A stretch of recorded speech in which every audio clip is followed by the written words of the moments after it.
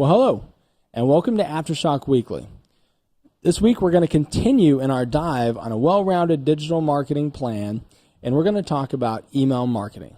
First, I'm going to dispel something that might be in your head right now. Does anybody actually still use email marketing? Is it still effective? Well, the answer is yes, it's very effective. All the major players, all the major brands do it. Now, the reason behind it and really the function of it has been a little bit different. It's not the main way that you're going to get brand new people to try your product, but it's one of the best ways to engage with your current customers to keep them informed on specials, new products, and any sort of events that you have coming up. So when you're looking at how am I using email marketing, you want to say, how can I engage my current audience and customers rather than how can I attract a whole bunch of people that don't know who I am, because it's just a too crowded space. So let's talk about some of the best practices you can do with emailing to your current database and audience. Number one, personalize it. Personalize both in the subject line and in the body, meaning that if you're talking to Adam, it's, hi, Adam, comma, whatever your subject line is. Make sure your subject line is very engaging. You can also A/B test your subject line to see which open rate is best. And with most companies like MailChimp, Constant Contact, those, you can do 10% of your total audience. Whichever subject line outperforms, you can have it delivered to the other 90% with that subject line. Next, in the body, again, Adam, comma, whatever you want to tell them about products, services, events that are coming up. Next thing, use images and graphics to help support your text. Also, break things up in very easy bite-sized pieces. You may want to tell them everything that's going on in your business, and that is fine. However, you want to make sure they're sectioned and chunked to where they're easy to digest in information, because the reality is most people only want to read a very little bit, and they want to be able to scan headlines. Headlines are important. They want to be able to see a picture that's going to tell them kind of an idea of what this is about, digest that information, and then take action. So you want to get them to your site, sign up for this, buy this, get on the schedule for this new product launching. So again, with email marketing, best practices, personalize it. Make sure that you're doing that in both the subject and the body. Make sure that you're putting things in sections as you're telling the story of what you want people to digest in your email, and make them bite-sized. Then give them a call to action with that piece of information so they can take action and get people to your site.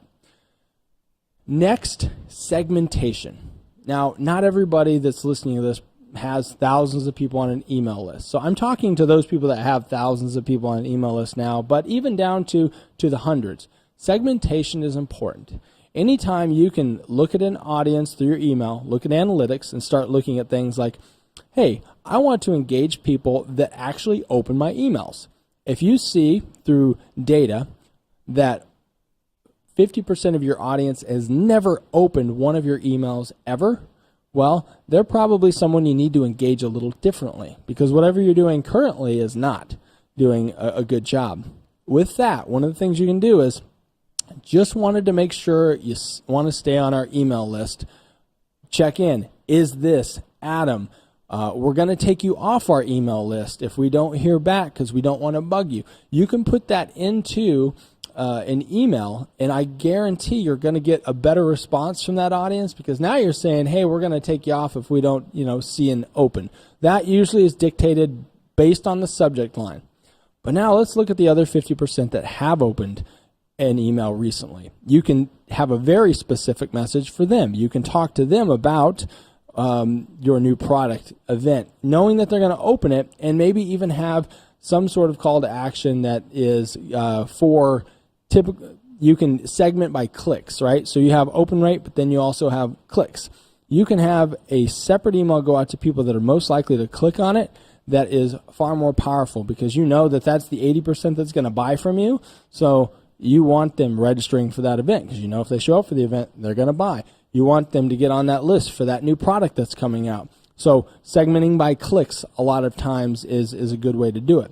Then you can segment by who your audience is, male, female. You may even have data about the age ranges depending on what information is gathered into your CRM and that's passed on to your email platform. These are all different things you can take into account when you're looking at what exactly I'm trying to do with this segment of the audience, how am I engaging them, rather than, for example, if it's a male from 18 to 23, I may have a different message than a male that's 35 to 40. They're at different places in their lives. And although they both like Nike tennis shoes, one might be doing it more for basketball at the LA Fitness. The other one might be doing it hiking with his sons. There's a completely different audience and a message that you can create when you segment your data. And email marketing is definitely a way that you can get a higher open rate when you're segmenting your data. So thanks for tuning in to this week as we continue our series on a successful digital marketing campaign where we talk about email. Next week, we're going to talk about the all-elusive social media, the organic part of it. I look forward to seeing you then.